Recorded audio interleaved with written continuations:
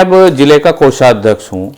आपने बीजेपी और पॉल्यूशन ना तो कोई जाति देखता है, ना कोई धर्म देखता है, ना छोटा देखता है, ना बड़ा देखता है। पढ़ाई पे ज्यादा समय दें। और उससे भी महत्वपूर्ण बात यह है कि जो मोबाइल है ये धीरे धीरे रिश्तों को खाता जा रहा है। छोटे बड़े का जो समय हेलो गाइस, व्हाट्सअप में हूं स्पर्श, आप देख रहे हैं स्पर्श फैसला पॉडकास्ट। तो आज है हमारे साथ नवाब ताऊजी। और पहले तो ताऊजी आपका बहुत बहुत स्वागत है हमारे इस पॉडकास्ट में। और मैं आपसे ये रिक्वेस्ट करता हूं कि आप हमारे लिसनर्स को पहले अपना एक छोटा सा इंट्रोडक्शन दीजिए। मेरा नाम नवाब सिंह लखवाया है, जिला मेरा मेरठ है। चूंकि बहुत लोग इस चैनल को बाहर से सुनेंगे तो मेरा संक्षिप्त परिचय ये है। मैं नवाब सिंह लखवाया, जिला मेरठ, उत्तर प्रदेश का रहने वाला हूँ और वर्तमान में भारतीय जनता पार्टी के जिले का कोषाध्यक्ष हूँ। और जो हमारे तमाम गुर्जर समाज के संगठन हैं, मैं उनसे भी जुड़ा हुआ हूँ और उन पे विभिन्न पदों पर समाज के पे मैं काम करता हूँ। ये मेरा परिचय है। पॉलिटिक्स ज्वाइन करने का आपके माइंड में आइडिया कहाँ से आया? ये बहुत महत्वपूर्ण बिंदु है जिस पर आप मेरे से चर्चा कर रहे हैं। स्पर्श, मैं जब छात्र राजनीति में था तो 94-95 के आसपास मैं मेरठ कॉलेज में पहुंचा। मेरठ कॉलेज मेरठ, जो पश्चिमी उत्तर प्रदेश का सबसे ऐतिहासिक कॉलेज है।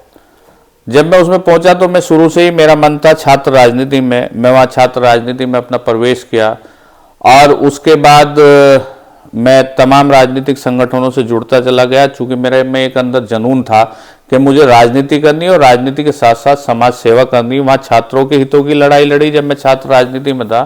और 2006 में मैं पूर्ण रूप से राजनीति में आ गया। मैं 2006 में बहुजन समाज पार्टी ज्वाइन करी, उसके मैं विभिन्न पदों पर रहा और 2019 में मैंने भारतीय जनता पार्टी को ज्वाइन करा। चूँकि प्रदेश में और देश में भारतीय जनता पार्टी की सरकार थी, आदरणीय प्रधानमंत्री मोदी जी और प्रदेश के यशस्वी मुख्यमंत्री आदरणीय योगी जी के कामों को देखकर मैंने भारतीय जनता पार्टी को ज्वाइन करा और मैं अब जिले का कोषाध्यक्ष हूँ। आपने बीजेपी ही क्यों चूज करने का सोचा? ये भी एक मुख्य सवाल है। चूंकि उत्तर प्रदेश में क्या देश में बहुत सारे राजनीतिक संगठन हैं।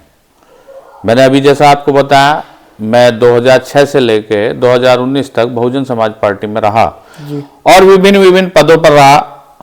उनकी अपनी विचारधारा थी।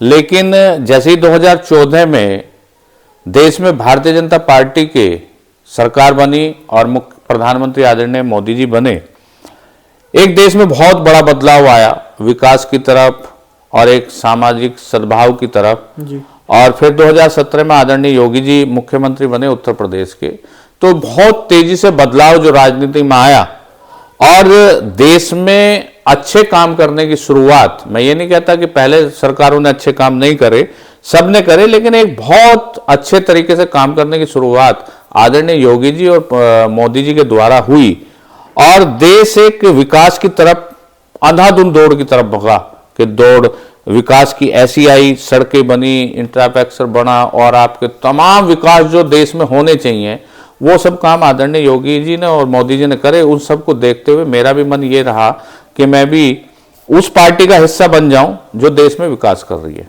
आप लोकल लेवल पर काम कर रहे हो जी। ग्राउंड पॉलिटिक्स एक्चुअली होती क्या है? ग्राउंड पॉलिटिक्स होती क्या है? ये जो जमीन से जुड़े हुए कार्यकर्ता हैं और जो राजनीति में आए वो सब लोग जानते हैं। चूंकि मैं एक ग्रामीण परिवेश का व्यक्ति हूं तो जो बहुत छोटी छोटी समस्याएं लोगों की होती हैं, थाने की, कचहरी की, तहसील की, नाली की, खरंजे की, राशन कार्ड की और बहुत सारी तमाम ऐसी छोटी छोटी राजनीति समस्याएं लोगों की होती हैं, उन्हें दूर करना ही ग्राउंड लेवल की राजनीति है। और सब लोग उन्हीं कामों को करते हैं, मैं भी कर रहा हूं और सब लोग करते हैं इन्हीं कामों को। जो आम जनमानस की समस्याएं हैं हमें उन्हें दूर करना है। इसे ही लोगों ने ग्राउंड लेवल की राजनीति का नाम दे दिया है, तो हम उन्हीं कामों को करते हैं। पॉलिटिक्स का कौन सा एस्पेक्ट आप चेंज करना चाहते हैं?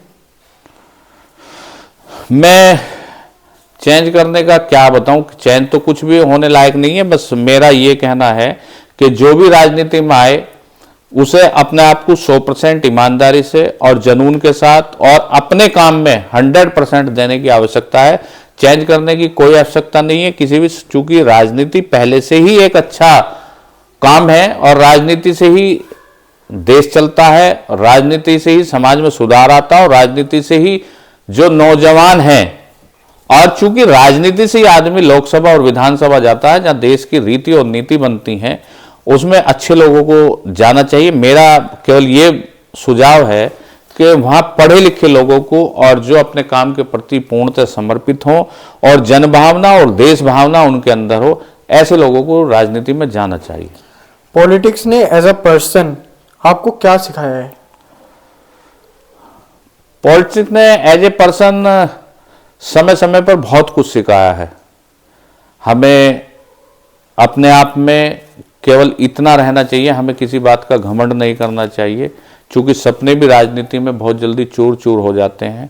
हमें मेहनत करनी चाहिए और देश में क्या क्या बदलाव हो रहे हैं उनकी पूरी जानकारी होनी चाहिए, और अपने स्वभाव को भी आदमी को इस तरह रखना चाहिए कि राजनीति में आप चाहे कितने ही बड़े पद पर चले जाएं, लेकिन आपका व्यक्तिगत स्वभाव, आपका काम के प्रति आपका जुनून, ये हमेशा सबसे पहले रहता है। ये हमने सीखा राजनीति से। 24 घंटे चूंकि आप राजनीति में हैं तो आप जनता के आदमी हैं, आप अपने आदमी नहीं हैं। अपना घर बार सब कुछ छोड़ना पड़ता है राजनीति में। तो जैसा कि मैं एक पॉडकास्ट देख रहा था तो उसमें मैंने सुना कि ये पॉलिटिक्स एक दलदल है, उसमें अगर आप चले गए तो आप वापस नहीं आ सकते, और फिर आप किसी के अंडर हो और आपको एक टाइम पे उठना, एक शेड्यूल में चलना होता है। तो क्या ये सच है? देखो, मुझे पता नहीं आपने कौन से ब्रॉडकास्ट पे ये देखा है, और जो जिसने ये बात कही कि राजनीति एक दलदल है जी, मैं तो नहीं मानता कि राजनीति दलदल है। मैं कहता हूं राजनीति एक ऐसा साधन है जिससे आप देश की तरक्की कर सकते हैं, और दलदल में आदमी धंसता है। दलदल जो ले जाती है वो नीचे को आदमी को ले जाती है, और उसकी जकड़न में जब आदमी आता है तो उससे बाहर नहीं, यानी कि वहां दम घुट जाता है, आदमी मर जाता है।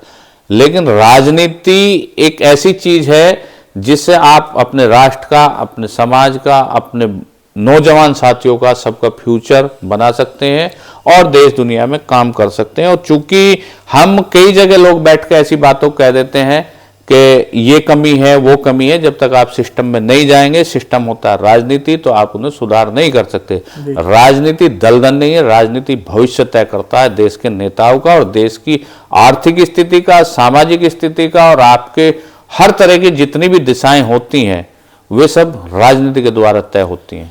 नेक्स्ट 10 ईयर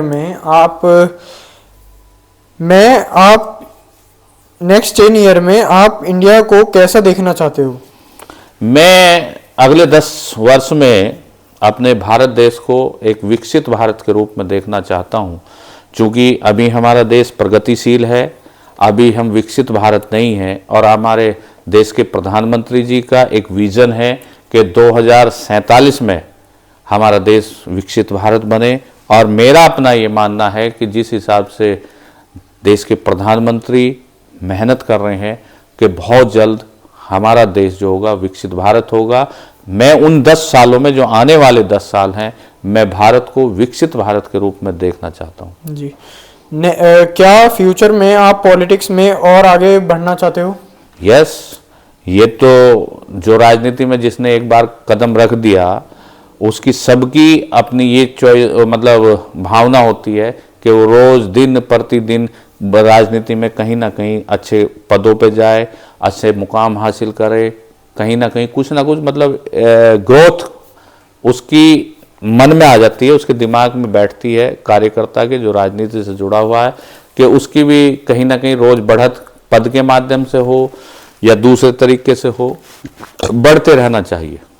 आपने कभी सोचा है कि मुझे पॉलिटिक्स छोड़नी है, या मन करा कभी ऐसा पॉलिटिक्स? हाँ, कई बार ऐसे घटनाएं घटती हैं जब आप राजनीति में होती हो। ऐसी कई घटनाएं घटती हैं आदमी के जीवन में कि उस दिन ऐसा मन करता है कि यार आज से छोड़ो ये राजनीति खत्म। चूंकि कुछ राजनीति में ऐसे गंदे व्यक्तियों का अभी प्रवेश हो चुका है कि उन्होंने राजनीति को बदनाम कर दिया है, और जब लोग उनसे हमारी तुलना करते हैं तो हमें यह लगता है कि यार जब ऐसे गंदे लोगों का राजनीति में प्रवेश हो चुका है तो हमें छोड़ के अपने दूसरे काम धाम पे लग जाना चाहिए। लेकिन अगर हम सब लोग अच्छे लोग निकल जाएंगे राजनीति से तो बुरे लोग हावी हो जाएंगे, इसलिए हम मन में थोड़ी देर के लिए भटकाव आता है, फिर हम वक्के वहीं रह जाते हैं। हमें देश सेवा करनी है। आपके एरिया में सबसे अर्जेंट चेंज क्या होना चाहिए? ये हर क्षेत्र के हिसाब से अलग अलग समस्या है। चूंकि मैं लोकल पॉलिटिक्स में यहाँ हूँ तो यहाँ बड़ी समस्याएं हैं। समस्याएं सबसे बड़ी है पॉल्यूशन की जी। और पॉल्यूशन ना तो कोई जाति देखता है, ना कोई धर्म देखता है, ना छोटा देखता है, ना बड़ा देखता है। मेरा मानना यह है कि सबसे पहले अगर हमने इस पॉल्यूशन के ऊपर दिमाग नहीं लगाया और उसे ख़त्म करने के बारे में नहीं सोचा तो हमारी जो नई जनरेशन है, जो बहुत छोटे बच्चे भी हैं, जवान भी हैं और जो बुज़ुर्ग बीमार हैं, उन्हें सब ये पॉल्यूशन खा जाएगा। और चूँकि हम सब लोग, उसमें मैं भी एक हूँ, आप भी हैं, कहीं ना कहीं रोज़ हम खुद भी इसके लिए जिम्मेदार हैं। कहीं ना कहीं पॉल्यूशन में हम भी अपनी भागीदारी निभाते हैं और किसी न किसी माध्यम से हम पॉल्यूशन को फैलाते हैं। तो मेरा अपने आप से भी और आपसे भी और तमाम वे लोग जो इस चैनल को आपके सुन रहे हैं, इस पर सिंह बैंसला ब्लॉग्स के माध्यम से, सब अपने आपको पॉल्यूशन फैलाने से रोकें और मतलब जिस रूप में भी आप उसे कम कर सकते हैं, पॉल्यूशन को कम करें और पेड़ लगाएं। और जो पेड़ लगे हुए भी, मेरा कहना ये है कि आज कोहरे का टाइम चल रहा है, ठंड है, बरसात हुई नहीं है दीपावली से, और जो आपके घर के आसपास हैं, अगर आपसे हो सकता हो तो उन पेड़ों को पाइप से समरसेबल चला के या दूसरे माध्यम से पेड़ों को धोने का काम करें, ताकि वो पेड़ धुल जाएं तो धूल कम हो जाएगी। तो अब मैं ये पूछना चाहूँगा, जैसे ये पॉल्यूशन हो रहा है, आपने बताया ये कम होना चाहिए, तो आप क्या कहना चाहोगे कि ये कैसे कम किया जाए? पॉल्यूशन कई तरीके का होता है। एक पॉल्यूशन होता है साउंड पॉल्यूशन, एक होता है एयर पॉल्यूशन, और वैसे पॉल्यूशन जो हम पॉलीथीन के रूप में या तमाम अपने घर की गंदगी जो है उसे बाहर फेंकने का, और ये सब चीज़ जो पॉल्यूशन है, और ये सब चीज़ कम हो जानी चाहिए। जैसे अभी गर्मियों का सीज़न आएगा तो चारों तरफ एसी चलेंगे, घरों में भी, मकानों में, उस मकानों में भी, गाड़ी में भी, बड़ी बड़ी फैक्ट्रियों में भी, ये सब चीज़ भी कम होनी चाहिए। और जो हमारा साउंड पॉल्यूशन है, साउंड पॉल्यूशन में आज की तारीख में सबसे बड़ी बात है गाड़ियों के हॉर्न है और दूसरे साउंड है, और शादी के टाइम या दूसरे में बड़े बड़े जो आप डीजे वगैरह बजाते हैं, ये सब ऐसे साउंड पॉल्यूशन है जिनसे आदमी बीमार भी होता है और भविष्य के लिए बहुत ज़्यादा, मतलब शरीर के लिए, भविष्य के लिए, सबके लिए नुकसानदायक है। और डीजे एक ऐसा सिस्टम है जिस पर तुरंत तत्काल प्रभाव से रोक लग जानी चाहिए। और पॉलीथीन है, पॉलीथीन पे तत्काल प्रभाव से रोक लग जानी चाहिए, क्योंकि पॉल्यूशन हमारे जितने भी सीवरेज होते हैं, नाले होते हैं, सब चौक करते हैं और ये मतलब डिस्पोजल नहीं हो पाती जल्दी से, तो ये बहुत बड़ा भविष्य में रूप ले जाती हैं गंदगी फैलाने का, उससे पॉल्यूशन होता है। एयर पॉल्यूशन कम करने का एक राय भी देना चाहूँगा अपने लिसनर्स को। अगर आप एयर पॉल्यूशन कम करना चाहते हैं तो आपको पब्लिक ट्रांसपोर्ट ज़्यादा यूज़ करना चाहिए और ये प्राइवेट ट्रांसपोर्ट अवॉइड करके, तो उससे थोड़ा हमारे पॉल्यूशन में प्रभाव होगा जी। अब मेरा नेक्स्ट क्वेश्चन ये है कि जो लोग ऑनेस्टली पॉलिटिक्स ज्वाइन करना चाहते हैं उनके लिए आपकी एडवाइस? जो ऑनेस्टली पॉलिटिक्स ज्वाइन करना चाहते हैं उनके लिए तो सही मतलब कोई सुझाव है ही नहीं। वो तो खुद ईमानदार हैं, जो अच्छे स्वभाव के लोग हैं और अपने आप का 100% देना चाहते हैं देश सेवा में, अपने समाज सेवा में और दूसरे के दुख सुख में, जो पूरी ईमानदारी से सेवा करना चाहते हैं, उसे राजनीति में आ जाना चाहिए। राजनीति एक ऐसा माध्यम है जिससे आप सबकी सेवा कर सकते हैं, क्योंकि मैंने पहले भी आपको बताया, जो रीति और नीति लोकसभा और विधानसभाओं में बनती हैं, उनसे ही देश संचालित होता है। जी। बहुत सारे लोग चाय की दुकान पे बैठ के या कहीं चौराहों पे बैठ के ये कहते हैं कि राजनीति क्या मुझे कुछ खाने को दे रही, मैं क्यों वोट डालने जाऊं, मैं ये करूं वो करूं। ये वे नहीं जानते, इस बात को नहीं जानते कि राजनीति ही हमेशा आम जनमानस तक खाने के लिए पहुंचाती है। क्योंकि राजनीति होगी, सरकारें बनती हैं और बिगड़ती हैं। जो सरकारें आपके लिए काम करती हैं वही अच्छी होती हैं, वही बुरी होती हैं, और वही योजना और परियोजना बनाती हैं आपके पास तक हर माध्यम पहुंचाने का। आपके लिए रोजगार का माध्यम हो, आपके लिए स्वास्थ्य का हो, आपके लिए तमाम जितनी सुविधाएं इस देश में हैं या किसी भी देश में, वे सब सरकारें मुहैया कराती हैं। एक भी साधन आप ऐसा बता दो जो आपका अपना प्राइवेट हो, अगर प्राइवेट भी है तो उसकी भी अनुमति सरकारें देती हैं। इसलिए अच्छी सरकार चुनने के लिए हमें हमेशा राजनीति में इंटरेस्ट लेना चाहिए, और तमाम उन साथियों की जो वोटर हैं उन्हें 101% अपना वोट किसी ना किसी रूप में किसी भी दल को दें, चाहे, लेकिन दें जरूर और सोच समझ कर दें। अब मेरा अगला क्वेश्चन ये है कि जैसे चुनाव लड़ते हैं लोग, है ना, उसके लिए टिकट कैसे लिया जाता है? देखिए, ये तो आप जिस दल में, दल से मतलब जो आपकी पॉलिटिक्स पार्टियां हैं, भारतीय जनता पार्टी है, समाजवादी है, कांग्रेस है, बसपा है, लोकदल है, जो भी तमाम राजनीतिक पार्टियां हैं, आप जिसे अच्छा मानते हैं आप उससे राजनीतिक टिकट लेंगे। जी। हमारे लिसनर्स के लिए आपका एक स्ट्रॉन्ग सा मैसेज। मेरा ये मैसेज है, जो भी साथी हमें सुन रहे हैं, आज चूंकि हम भी चैनल पे बोल रहे हैं, और चैनल पे अगर हम बोल रहे हैं तो हमारा भी कहीं ना कहीं ये है कि हमारे YouTube चैनल को ज़्यादा से ज़्यादा लोग देखेंगे। लेकिन उसके साथ साथ मेरा ये भी कहना है, चूंकि चैनल जो हमारा मोबाइल पे देखा जाएगा, जो मेरे नौजवान साथी हैं या छोटी उम्र के बच्चे हैं, जो विद्यार्थी हैं, पढ़ रहे हैं या अपना दूसरा काम कर रहे हैं, मोबाइल पे थोड़ा कम समय दें और पढ़ाई पे ज़्यादा समय दें। और उससे भी महत्वपूर्ण बात यह है कि जो मोबाइल है ये धीरे धीरे रिश्तों को खाता जा रहा है। छोटे बड़े का जो समय एक दूसरे को देना चाहिए परिवार का, वो ख़त्म करता जा रहा। तो आप मोबाइल, मैं ये नहीं कहता कि पूर्ण रूप से आप मोबाइल से दूर हो जाओ, लेकिन मेरा कहना ये भी है कि अपने परिवार में भी समय दो, जो बच्चे पढ़ रहे हो पढ़ाई में भी समय दो, और जो नौजवान साथी हैं, शादीशुदा हैं, बाल बच्चोदार हैं, वे अपने परिवार में भी समय दो। मोबाइल एक ऐसी चीज़ है, अगर आप इसे ज़्यादा यूज करेंगे तो कुछ दिन में आपके सारे रिश्तों को खा जाएगा। तो मेरा तमाम साथियों से अनुरोध है, जो छोटे हैं या बड़े हैं, कि मोबाइल का कम यूज करें। और एक दूसरा जो मेरा सबसे महत्वपूर्ण, आपने कई सुझाव दें, मेरा उन माता बहनों से सबसे महत्वपूर्ण सुझाव यह है, अगर कोई मुझे सुनेगा, कि जो जिन महिलाओं के बच्चे 1-1, 2-2, 3-3 साल के हैं, और वो महिलाएं जब घर में अपना काम करती हैं, खाना बनाती हैं, कपड़े धोती हैं, झाड़ू पोछा, जो भी महिलाएं गृहिणी घर का काम करती हैं, जब उनके बच्चे रोते हैं तो वे अपने मोबाइल निकालती हैं, और मोबाइल निकाल के उसमें कोई ना कोई वीडियो या गेम चला के बच्चे को दे देती हैं। ये आदत सबसे खराब है। मैं तमाम उन बहनों से कहना चाहता हूं कि बच्चे पहले भी पलते थे, आज भी पलेंगे। बच्चों को मोबाइल की पहुंच से दूर रखो, उन्हें आप मानसिक बीमार बना देंगी अगर आप छोटे बच्चे को मोबाइल देंगी। मेरा ये सबसे महत्वपूर्ण सुझाव है स्पर्श जी आपके चैनल से, कि माताओं बहनों को कम से कम 5 साल से कम उम्र के बच्चे को मोबाइल कभी ना दें। और वो आइज भी इफेक्ट करने लग जाता है। वो तमाम जितने शरीर में विकार होते हैं, चाहे वो आंख के हों, कान के हों, हार्ट के हों, दिमाग के हों, वो सब पे असर डालता है। तो इसलिए मेरा उन तमाम बहनों से अनुरोध है कि कोई भी 5 साल से कम के बच्चे को मोबाइल ना दें। आप अपने काम के चक्कर में कि मुझे तो आराम से काम करने को मिल जाएगा, और मोबाइल बच्चे को ना दें।